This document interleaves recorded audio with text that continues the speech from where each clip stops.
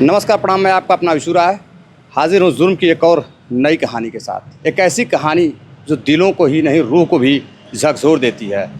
मैं मौजूद हूँ इस समय उत्तर प्रदेश के आजमगढ़ के लालगंज एक बाज़ार पड़ती है वहाँ पर, और यहाँ पर एक न्यू फैमिली रेस्टोरेंट चल रहा था, जहाँ पर एक पिता ने अपनी ही लड़की को अपनी लाइसेंसी पिस्टल से गोली मार दी। हालांकि कुछ घंटों बाद उस लड़की की मौत हो जाती है, और इसका जो गोली मारने का जो कारण रहा है वो हम आपको संक्षेप में बताएंगे।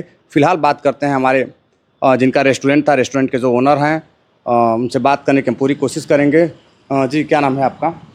जी, सूर्यनाथ यादव। सूर्यनाथ यादव हैं, और काफ़ी डरे सहमे से हैं, और इनका ये कहना है कि जो है कि अभी रेस्टोरेंट में जो घटना हुई है, हालांकि ऐसा नहीं होना चाहिए था। किसी का भी बेटा हो, बच्ची हो, उन्हें प्यार से समझाया भी जा सकता है। और इनके पिताजी हैं वो भी हार्ट के मरीज़ हैं, वो भी इस चीज़ से सहमे हुए हैं। हालांकि अभी रेस्टोरेंट को बंद कर दिया गया है, और आप देख सकते हैं बोर्ड वगैरह हटा दिया गया है। अब ये दूसरा कोई व्यापार करेंगे, लेकिन कोई इस तरह का व्यापार नहीं करेंगे जहाँ पब्लिक प्लेस हो या सार्वजनिक लोग आके उठ बैठ सकें, क्योंकि घर वाले काफ़ी डरे हुए हैं। उनका कहना है कि नहीं, ऐसा काम करो जो है कि स्वाभिमान बना रहे, इस तरह का काम नहीं करना है। हालांकि काम कोई ख़राब नहीं है, लेकिन कुछ लोग आगोश में आकर के ऐसी घटनाओं को अंजाम दे रहे हैं, जिससे एक नहीं बल्कि 3-3, 4-4 परिवार तबाह हो जाते हैं, लोग परेशान हो जाते हैं। क्या कहना चाहेंगे इस घटना के बारे में आप? बहुत दुखद घटना है।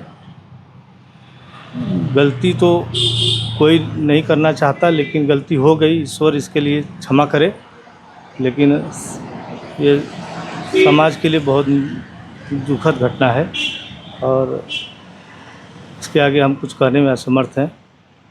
क्षमा है। हालांकि इस जघन्य अपराध कहा जाएगा, अपनी ही बेटी को एक पिता गोली मारता है। पिता के दिमाग में क्या चल रहा था? हालांकि ये बताया जा रहा है कि उसने अपने बेटी को काफ़ी समझाने की कोशिश की। 10वीं में पढ़ने वाली छात्रा थी वो, और दोनों के घरों की अगर दूरी देखी जाए तो 2 से 4 किलोमीटर का अंतराल है, डिस्टेंस है दोनों के घरों पे, लड़की और लड़के का। और लड़का ग्रेजुएशन कर रहा था, लड़की जो है 10वीं में पढ़ रही थी।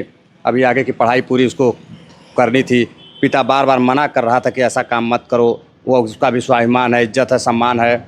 और फिर यहाँ पर लड़की जो है फ़ोन करती है अपने प्रेमी को और बुलाती है। प्रेमी का नाम आदित्य सिंह है। आदित्य सिंह को फ़ोन करके बुलाती है मिलने के लिए, और इस रेस्टोरेंट में बैठती है। हालांकि यहाँ पे तमाम छात्र छात्राएं आते हैं, जाते हैं, अपना नाश्ता पानी वगैरह करते थे, जो भी फास्ट फूड वगैरह खाते थे, चले जाते थे।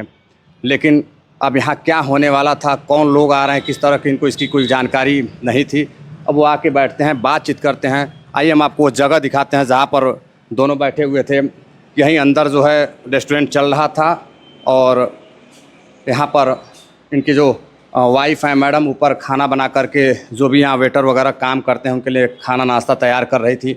और जैसे ही नीचे लेकर आती हैं, पता चलता है कि यहाँ पर गोलियों की आवाज़ सुनाई देती है, फायर होता है। तो दौड़ कर आती हैं, तो देखते ही वो हदस जाती हैं, डर जाती हैं कि आखिर ऐसा क्या कुछ हो रहा है। उनका दिमाग काम करना बंद कर देता है। इनको फ़ोन किया जाता है। तो आज ही आए हैं आप? जी सर। उसी घटना जब हुई उसी दिन आ गए थे आप? तो 1-1.5 घंटा के बाद हम अच्छा, जैसे आपको जानकारी मिली हुई? हमने आनंद फानंद में पहले अपने हाँ, दुकान पर आए कि इस तरह की घटना कैसे हो गई। आते हैं तो देखते हैं यहाँ पुलिस प्रशासन सारे लोग मौजूद थे। जो भी हमसे उनकी मदद करनी होती है हमने किया, और आगे भी जो भी हमसे ज़रूरत मदद रहेगी हम संभवतः देंगे। फिलहाल इस समय हम कुछ भी कह पाने की स्थिति में नहीं हैं। हालांकि अभी काफ़ी डरे सहमे से हैं, और किसी के रेस्टोरेंट में हो या किसी के व्यवसाय बिजनेस में ऐसी कोई घटना होती है तो कोई भी होगा अमूमन वो डर जाएगा। तो यही वो जगह है, यही वहाँ रेस्टोरेंट चलता था, और यही लड़की बैठी हुई थी अंदर अपने प्रेमी के साथ। और कहीं से कोई फ़ोन करके उसके पिता को, अर्जुन सिंह को फ़ोन कर बताया जाता है कि आपकी बेटी बॉयफ्रेंड के साथ यहाँ रेस्टोरेंट में बैठकर, न्यू फैमिली रेस्टोरेंट जो चलता था वहाँ बैठी हुई है। और उनको जानकारी मिलती है तो अपनी पत्नी शशिकला को फ़ोन करते हैं और कहते हैं जाकर उसे समझाओ, वहाँ वो बैठी हुई है। जैसे ही उसकी माँ आती है, वो देखती है, समझाने की बेटी को कोशिश करती है, लेकिन बेटी समझने को तैयार नहीं थी। प्रेमी आदित्य को भी समझाने की कोशिश करती है, वो भी समझने को तैयार नहीं था। फिर पत्नी फ़ोन करती है अपने पति को, और पति जो एक जन सुविधा केंद्र चलाता था यहीं पास में, वो उसके पास एक लाइसेंसी पिस्टल रहती है, वो लेकर आता है। और फिर लड़के को आते ही ज़ोरदार तमाचा मारता है, 2-3 थप्पड़ जड़ता है।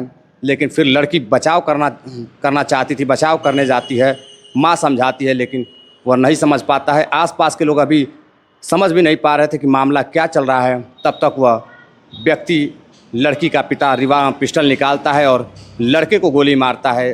गोली, हालांकि यहाँ पर बताया जा रहा है कि गोली मिस होती है, फिर दोबारा गोली मारता है, लड़के को गोली लगती है और फिर लड़की के सिर में गोली मारता है। लड़की कुछ देर तक उसकी सांसें चलती हैं, लेकिन तकरीबन 2 बजे के आसपास की यह घटना है और 5 बजे उस लड़की की मृत्यु हो जाती है।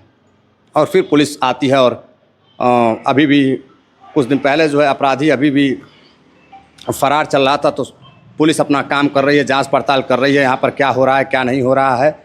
और कुछ ही घंटों के बाद लड़की के जो चाचा रहते हैं, लालगंज में है, उनकी फार्चून की दुकान रहती है, वो अभी उनकी उम्र 80 साल रहती है, हार्ट के मरीज़ रहते हैं। और जैसे उन्हें पता चलता है कि उनकी भतीजी की मौत हो चुकी है, तुरंत ऑन द स्पॉट उन्हें फिर से हार्ट अटैक आता है और उनकी भी मौत हो जाती है। और अब परिवार ही नहीं, पूरा गाँव इस जो है घटना से काफ़ी दहशत में है कि क्या ज़रूरत थी एक पिता को अपनी ही बेटी को गोली मारने की।